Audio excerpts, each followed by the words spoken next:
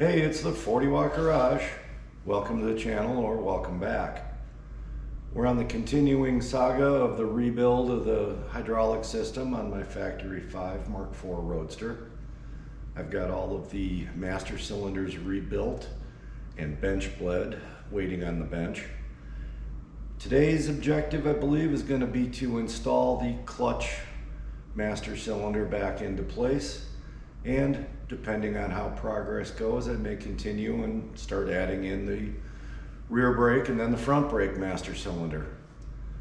Thanks for coming along, and let's get started. Well, as you can see, the clearance is very limited in here, and you restrict your own clearance by installing more and more parts. So I have to start way over on the extreme right, and that's where the clutch cylinder bolts in. So I'll get that into place, get the linkage attached, and then we'll snug everything up. I apologize, but there just isn't any room in there for the cylinder and my hands and tools and the camera at the same time.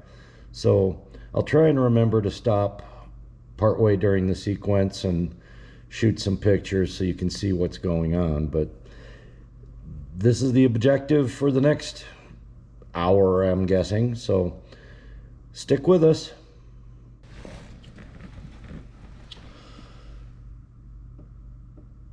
Okay, with a combination of working from above and below, we've got the clutch cylinder back into its mounting bracket.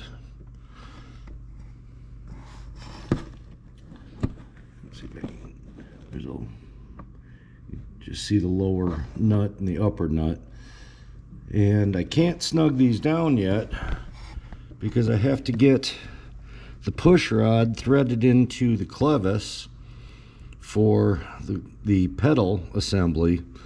And if the securing nuts are tightened all the way down, you can't get the push rod started into the clevis, so it's got to be kind of loose.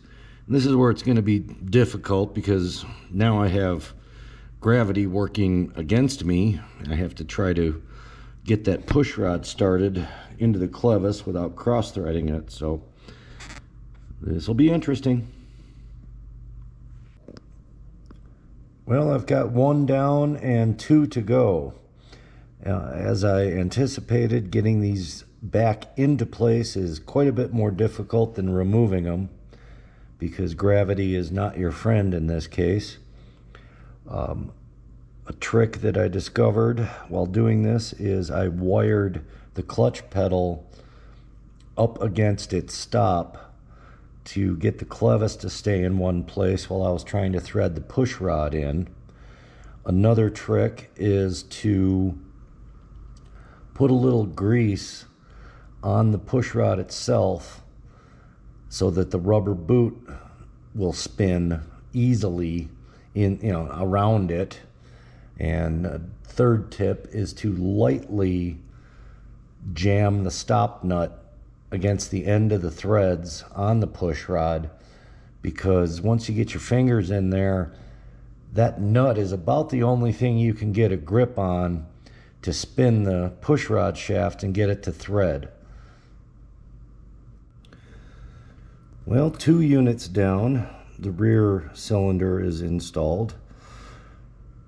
As with most projects, once you kind of develop a procedure and get the tools at hand, it goes much quicker, and considerably quicker with this one because there is quite a bit more access to swing a wrench to get a little more than a 32nd or a 16th of a turn on things. So now that the rear cylinder is in, now it's time to install the last one, the front cylinder.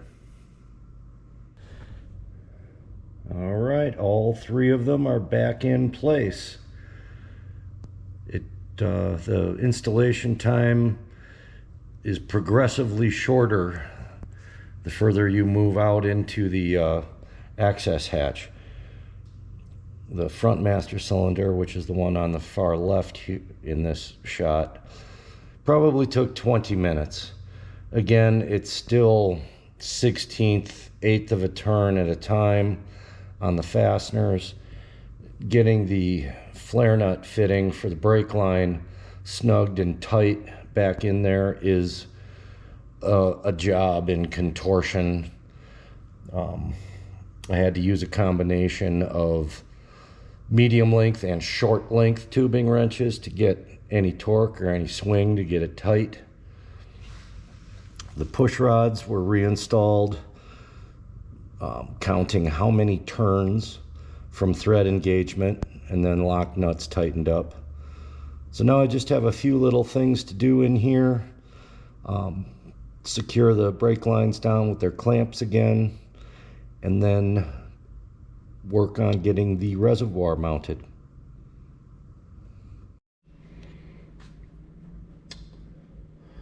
What I've got set up here is my reservoir and feed hoses, and I have the ends of the hoses plugged and clamped, and then I've got my new fittings in the bottom, and I have put maybe just 1/4 of an inch of fluid in each reservoir. And this experiment is twofold. One, I want to let it sit for a while, see if I have any seepage or leaks from my new 90-degree fittings. And then also I can release these clamps, pull the plugs out, and call it prime these hoses and get the air out of them, so I don't have this big slug of air in each line or have to wait for it to bleed out. Once I get them in and onto the nipples on the tops of the master cylinders, I should have very slight air introduction into the system. So I'm just going to let this rig sit for a while and check for leaks, and then we will put it back into the car.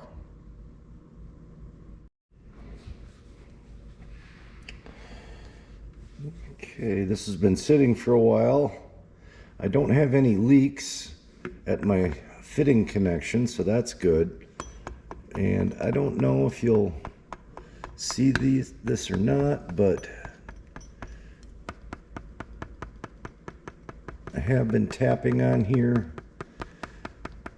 and getting bubbles up through those hoses, and the fluid's been draining down into the hoses.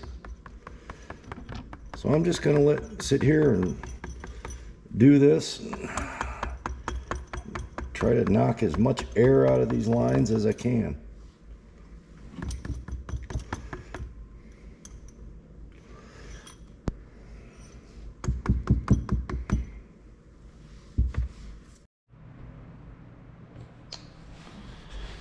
Well, my plan of attack was successful.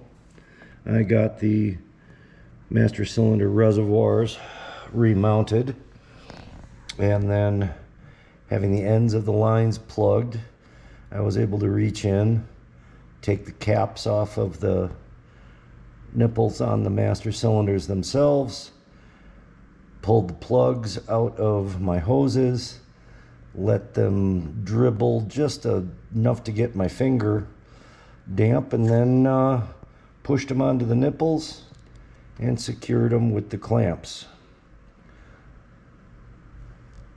So I just have a few electrical connectors to click back together again, and then I'm probably going to give this a little bath with some soapy water solution to neutralize any fluid that I might have spilled. And then I know that everything is totally clean and dry, and then it will reveal if I have any leaks that it's new and not old residue.